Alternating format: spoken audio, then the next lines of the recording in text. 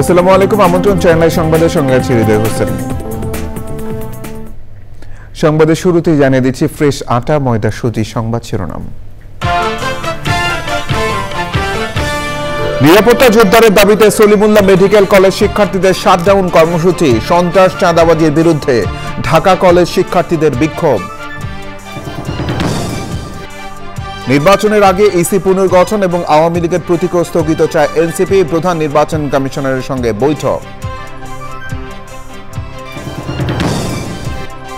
আবু সাইদ হত্যা মামলার 2 আসামিকে 22 জুলাই ট্রাইব্যুনালে হাজিরের নির্দেশ, আশুলিয়ায় 6 মরদেহ পোড়ানোর মামলার শুনানি পিছিয়ে 16 জুলাই।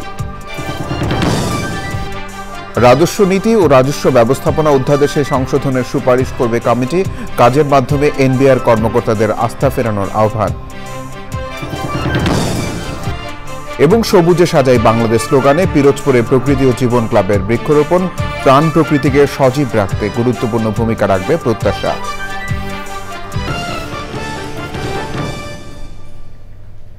সংবাদ শিরোনামগুলো জানাচ্ছিলাম, এখনকার এই সংবাদ আয়োজন একই সঙ্গে চ্যানেল আই ইউটিউব চ্যানেল এবং চ্যানেল আইয়ের ওটিটি প্ল্যাটফর্ম আই স্ক্রিনে লাইভ স্ট্রিম হচ্ছে।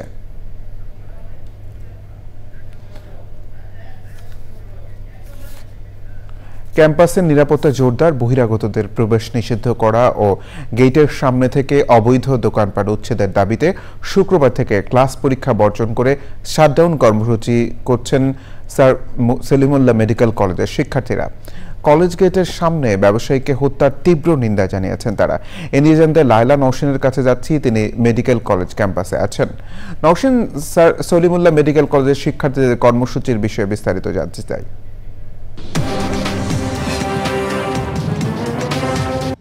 হৃদয়, আজকে সকালে সলিমুল্লাহ মেডিকেল কলেজের শিক্ষার্থীরা এবং ইন্টার্ন যে চিকিৎসকরা তারা কিন্তু ক্যাম্পাসে মানববন্ধন এবং বিক্ষোভ কর্মসূচি পালন করেছে এবং তারা কর্মসূচি পালন শেষে তারা বলেছেন যে গত শুক্রবার থেকেই তারা আসলে শাটডাউন কর্মসূচি চালাচ্ছে এবং যে গেটটিতে 9 জুলাই হত্যাকাণ্ডটি ঘটেছে সেই 3 নম্বর গেটে কিন্তু এখনো হচ্ছে উৎসুক মানুষরা ভিড় করছেন এবং এখানে যে ক্রাইম সিন যে ইটের টুকরা দিয়ে হত্যা করা হয়েছিল সেই টুকরাটাও কিন্তু এখনো আছে এবং এখানে প্রতিনিয়ত শত শত মানুষ এই গেটটিতে ভিড় করছে এবং শিক্ষার্থীরা কিন্তু সেই কথাটাই বলেছেন যে এত বড় একটা হত্যাকাণ্ডের পর যে হত্যাকাণ্ডটি সারা দেশ জুড়ে চাঞ্চল্যের সৃষ্টি করেছে, তারপরও কেন সলিমুল্লাহ মেডিকেল কলেজের যে এই গেটগুলোতে নিরাপত্তা ব্যবস্থা জোরদার করা হচ্ছে না। তারা বলেছেন এখানে সিসি ক্যামেরাটি ছিল, সেই রাতে সিসি ক্যামেরাটি ভেঙে দেওয়া হয়েছিল এবং ক্যাম্পাসের আরও বিভিন্ন জায়গায় সিসি ক্যামেরার আওতাধীন নয়, সেজন্য তারা সিসি ক্যামেরার আওতাধীন আনা এবং এই গেট সংলগ্নই কিন্তু যদি দেখাই এই যে এটা হচ্ছে এখানকার আনসার ক্যাম্প। অর্থাৎ ঘটনার দিন এখানে কিন্তু অনেক আনসার সদস্যরা ছিলেন এই আনসার ক্যাম্পে। আনসার ক্যাম্প থাকা সত্ত্বেও যখন হত্যাকাণ্ডটি ঘটানো হয় তখন কিন্তু লোকটিকে বাঁচানোর জন্য কেউ সহায়তা করেনি। শিক্ষার্থীরা বলেছেন এখানে আনসারদেরকে আরও শক্তিশালী করা, অর্থাৎ তারা যাতে সুরক্ষাটা আরও বেশি করে নিশ্চিত করতে পারে সেই ক্ষমতা তাদের আনসার সদস্যদের দেয়া এবং একই সাথে সলিমুল্লাহ মেডিকেল কলেজের সামনে তারা বলেছেন যে রাতের বেলা দিনের বেলা ঢুকে মাদকদ্রব্য সেবন করে অনেকে এবং ক্যাম্পাসের বাইরে অসংখ্য অবৈধ দোকানপাট রয়েছে, সেই দোকানপাটগুলো উচ্ছেদেরও তারা দাবি জানিয়েছেন এবং স্মারকলিপি দিয়েছিলেন প্রশাসক বরাবর এবং তাদের দাবি এখন পর্যন্ত মেনে না নেয় তারা এখন পর্যন্ত শাটডাউন কর্মসূচি পালন করেছে এবং আজকে সকাল থেকে কিন্তু সলিমুল্লাহ মেডিকেল কলেজের আশপাশের যে সামনের সড়ক রয়েছে সেখানে কিন্তু জুডিশিয়াল ম্যাজিস্ট্রেট এবং পুলিশ এসে বিভিন্ন অবৈধ দোকানপাট উচ্ছেদ তারা করেছেন এবং এখন পর্যন্ত শিক্ষার্থীরা শাটডাউন কর্মসূচি পালন করছেন। পরবর্তীতে যদি তাদের ক্যাম্পাস থেকে কোনো পদক্ষেপ নেওয়া হয় সেটা তারা আমাদেরকে জানাবেন বলেছেন। হৃদয়। নওশিন, ধন্যবাদ। প্রিয় দর্শক, লায়লা নওশিন আমাদের সঙ্গে যুক্ত হয়েছিলেন। সারা দেশে সন্ত্রাস ও চাঁদাবাজির বিরুদ্ধে বিক্ষোভ মিছিল করেছেন ঢাকা কলেজের শিক্ষার্থীরা। রোববার সকালে কলেজের প্রধান গেট থেকে বিক্ষোভ শুরু করে সায়েন্স ল্যাব মোড় ঘুরে আবার প্রধান গেটে এসে মিছিলটি শেষ হয়। সে সময় তারা চাঁদাবাজি ও সন্ত্রাস বন্ধে ব্যবস্থা নেওয়ার দাবি জানান।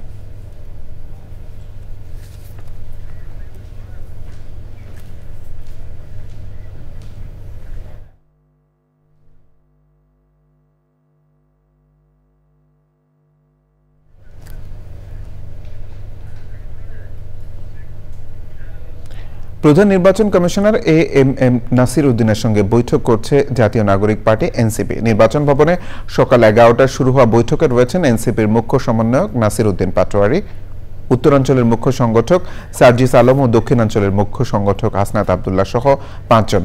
বৈঠকে দলের প্রতীক নিয়ে এনসিপির আলোচনা করার কথা রয়েছে। 22 জুন এনসিপি নিবন্ধন আবেদন দাখিলের সময় শাপলা প্রতীক চায়। এর আগে মাহমুদুর রহমানের নেতৃত্বে নাগরিক ঐক্য 17 এপ্রিল একই প্রতীক চায়। এর মধ্যে শাপলা প্রতীকটি তফসিলভুক্ত না করার সিদ্ধান্ত নেয় ইসি।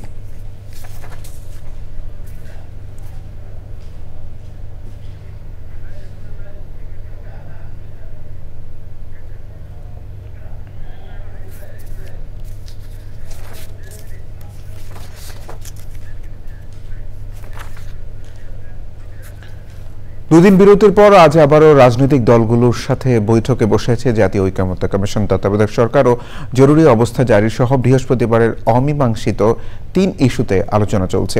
এ নিয়ে জানতে জান্নাতুল বাকে কেকার কাছে যাচ্ছে। তিনি ফরেন সার্ভিস একাডেমিতে আছেন। কেকা, আজকের আলোচনার বিষয়ে আপডেট জানতে চাই।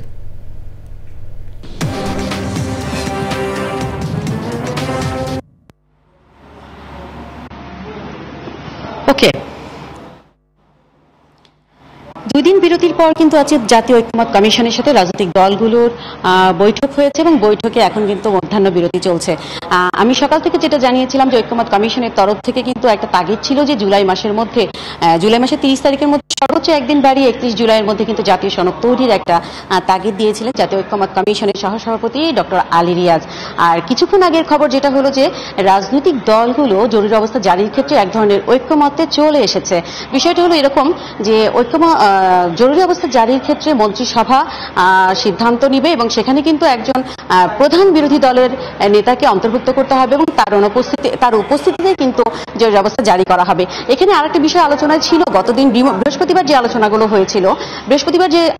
হয়েছিল সেখানে কিন্তু বলা হয়েছিল যে জরুরি অবস্থা জারির সময় মানুষের মৌলিক অধিকার যেন খর্ব করা না হয়, বিশেষত বলা, লেখা এবং ধর্মীয় বা বিভিন্ন ধরনের যে মৌলিক অধিকারের বিষয়গুলো ছিল সেগুলো কতটা রহিত করা হবে বা হবে না এই বিষয়গুলো কিন্তু আলোচনায় আসে নাই। আর একটা বিষয়, মধ্যাহ্ন বিরতির আগেই জাস্ট জরুরি অবস্থা নিয়ে আলোচনার পরেই প্রধান বিচারপতি নিয়োগের ক্ষেত্রে কিন্তু তারা একটা আলোচনা করেছেন, ফ্লোরে আলোচনা উঠেছে এবং সেখানে বলা হয়েছে যে প্রধান বিচারপতি নিয়োগের ক্ষেত্রে অবশ্যই আপিল বিভাগের জ্যেষ্ঠতম বিচারপতিকেই জ্যেষ্ঠতার ভিত্তিতেই কিন্তু নিয়োগ দিতে হবে। এক্ষেত্রে কিন্তু কমিশনের পক্ষ থেকে বিভিন্ন সময় সুপারিশ ছিল যে জ্যেষ্ঠতম 1 জনের মধ্যে, 2 জনের মধ্যে না 3 জনের মধ্যে। এই বিষয়গুলো কিন্তু এখনো বিশদ আলোচনা হয়নি। আমরা আশা করছি যে মধ্যাহ্নে বিরতির পরে তারা ফিরে এসে ফ্লোরে কিন্তু আবার নতুন করে এই বিষয়গুলো আলোচনা হবে এবং তখন কিন্তু আমি জানিয়ে দিতে পারবো। এর জন্য অপেক্ষা করতে হবে। হৃদয়। কেকা, ধন্যবাদ। প্রিয় দর্শক, জান্নাতুল বাকে কেকা আমাদের সঙ্গে যুক্ত হয়েছিলেন ফরেন সার্ভিস একাডেমি থেকে। দুর্যোগ ব্যবস্থাপনা ও ত্রাণ মন্ত্রণালয়ের উপদেষ্টা ফারুকী আজম বলেছেন, ফেনীতে বন্যা নিয়ন্ত্রণে শক্তিশালী বাঁধ নির্মাণ প্রয়োজন।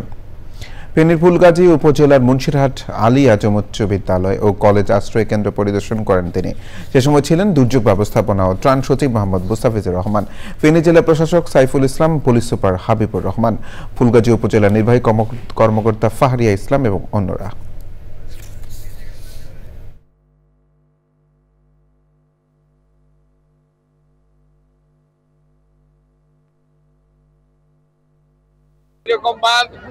এই ধরনের বন্যা পরিস্থিতি মোকাবেলা করতে পারবে না। এটা করতে হলে আরো শক্তিশালী বাঁধ এবং উদ্যোগ আয়োজন প্রয়োজন। সেটা দেখার জন্য এই অভিজ্ঞতার আলোকে যে বড় ধরনের প্রজেক্টের আয়োজন করা হচ্ছে, ওই প্রকল্প যাতে যথাযথভাবে যথাযথ কর্তৃপক্ষ যথাযথ টেকনিক্যাল সাপোর্ট নিয়ে এটা করা যায়, সেই উদ্যোগ আয়োজন সম্পন্ন করা হবে। এনবিআরকে 2 বিভাগে ভাগ করা নিয়ে রাজস্ব নীতি ও রাজস্ব ব্যবস্থাপনা অধ্যাদেশে কিছু ত্রুটি আছে বলে জানিয়েছেন ব্যবসা, বাণিজ্য, শিল্প, বন্দর ও রাজস্ব আদায় সংক্রান্ত কার্যক্রম আরও গতিশীল রাখা বিষয়ে কমিটির আহ্বায়ক ও বিদ্যুৎ ও জ্বালানি উপদেষ্টা ফাজুল কবির খান অধ্যাদেশে চতুরতার আশ্রয় নেওয়া হয়েছে মন্তব্য করে তিনি বলেন, ত্রুটিগুলো সংশোধনের সুপারিশ করবে এই কমিটি। সচিবালয়ে সংবাদ সম্মেলনে উপদেষ্টা বলেন, এনবিআর কর্মকর্তারা সরকারের আস্থা হারিয়েছেন, কাজের মাধ্যমে তাদের আস্থা ফেরাতে হবে।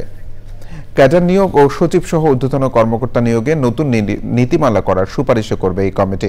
সংবাদ সম্মেলনে কমিটির সদস্য পরিবেশ উপদেষ্টা সৈয়দা রিজওয়ানা হাসান এবং শিল্প উপদেষ্টা আদিলুর রহমান খান ছিলেন। এনবিআর 2 বিভাগ হলে আন্দোলনরত কর্মকর্তাদের আপত্তি নেই বলে জানান বিদ্যুৎ ও জ্বালানি উপদেষ্টা।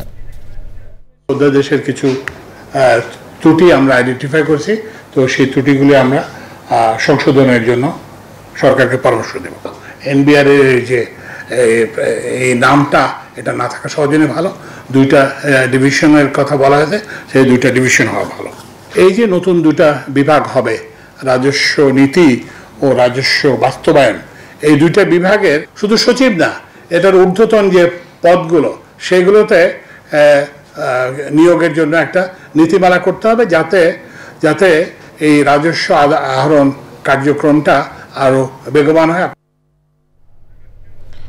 রাষ্ট্রায়ত্ত 4 ব্যাংক দীর্ঘদিনের লুটপাট এবং অনিয়মের কারণে খেলাপি ঋণে চাপা পড়েছে বলে মন্তব্য করেছেন আওয়ামী লীগ সরকারের পতনের পর নিয়োগ পাওয়া প্রধান নির্বাহী কর্মকর্তারা। দায়িত্ব নিয়ে ক্ষত সারানোর চেষ্টা করছেন উল্লেখ করে চ্যানেল আইকে তারা বলেছেন, গ্রাহকের আস্থায় সোনালী জনতা অগ্রণী এবং রূপালী ব্যাংকে গত 6 মাসে আমানত বেড়েছে। তবে নতুন করে ঋণ দেওয়ার ক্ষেত্রে সব ব্যাংকই অনেক সাবধানী। রিজভী নেওয়াজের রিপোর্ট। সরকারের মালিকানায় থাকা বাণিজ্যিক ব্যাংকগুলোর মধ্যে বড় 4 ব্যাংক সোনালী জনতা অগ্রণী ও রূপালী ব্যাংকের খেলাপি ঋণের পরিমাণ যথাক্রমে 20, 72, 40 ও 42%।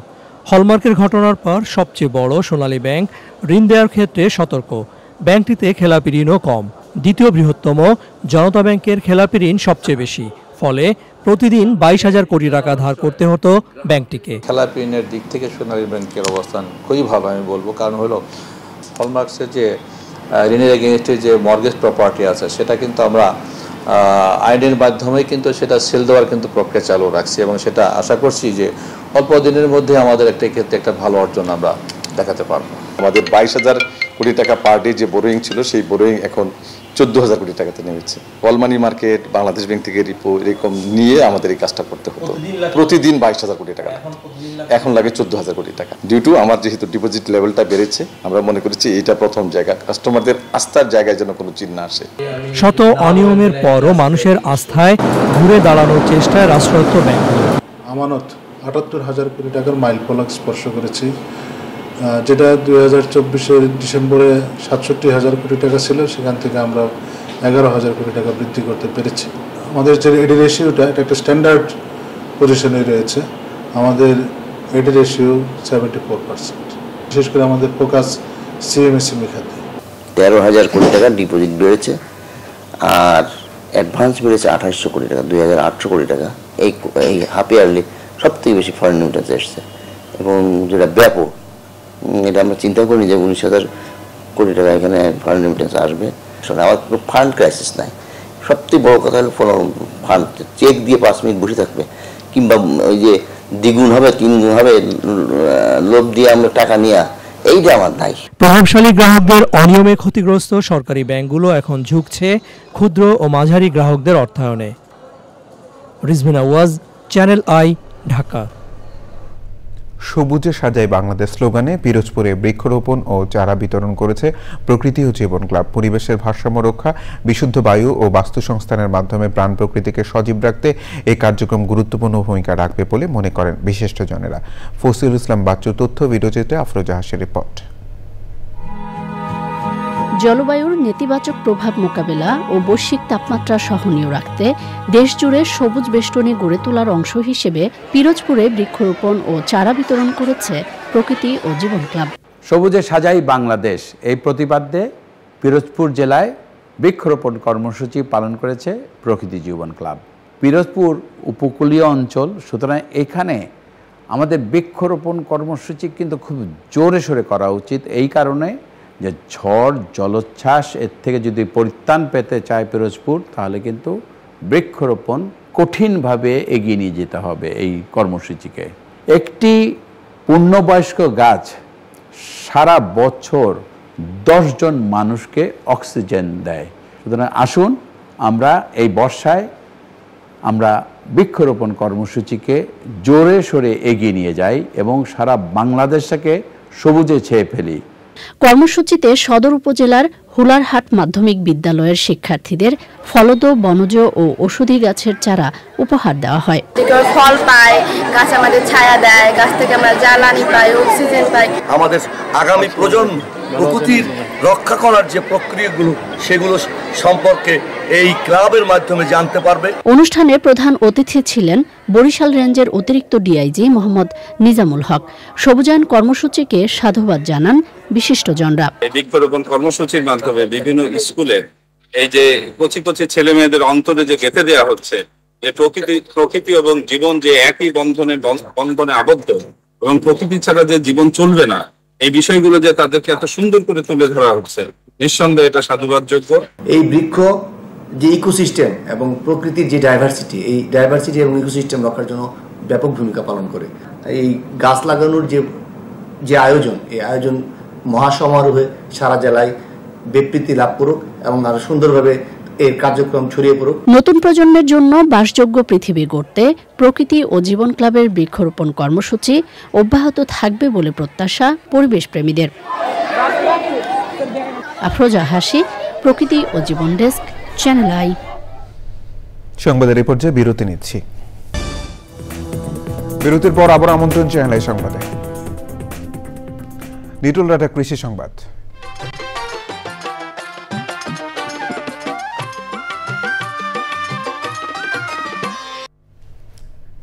চাঁদপুরে টানা ৮ দিনের অতিবৃষ্টিতে ৭৬৫ হেক্টর জমির ফসল ক্ষতিগ্রস্ত হয়েছে। এতে চরম বিপাকে পড়েছেন কৃষক। ক্ষয়ক্ষতির পরিমাণ আরও বাড়তে পারে বলে জানিয়েছে কৃষি সম্প্রসারণ অধিদপ্তর। প্রকৃতি সংবাদ।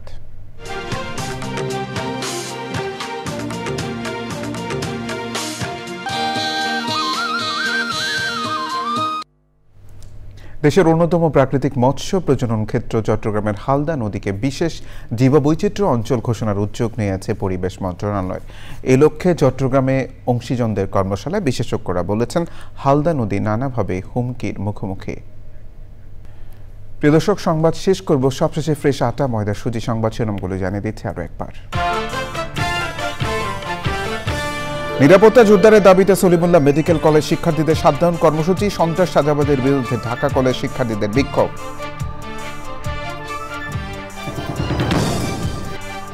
নির্বাচনের আগে ইসি পুনর্গঠন এবং আওয়ামী লীগের প্রতীকও স্থগিত চায় এনসিপি। প্রধান নির্বাচন কমিশনারের সঙ্গে বৈঠক।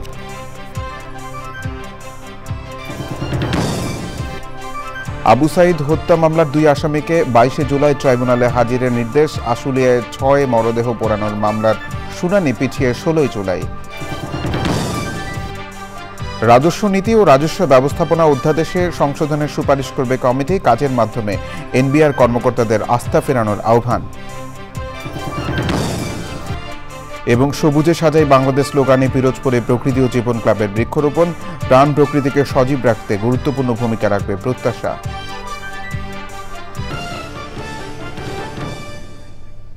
এই ছিল সংবাদ আয়োজন। ধন্যবাদ সবাইকে।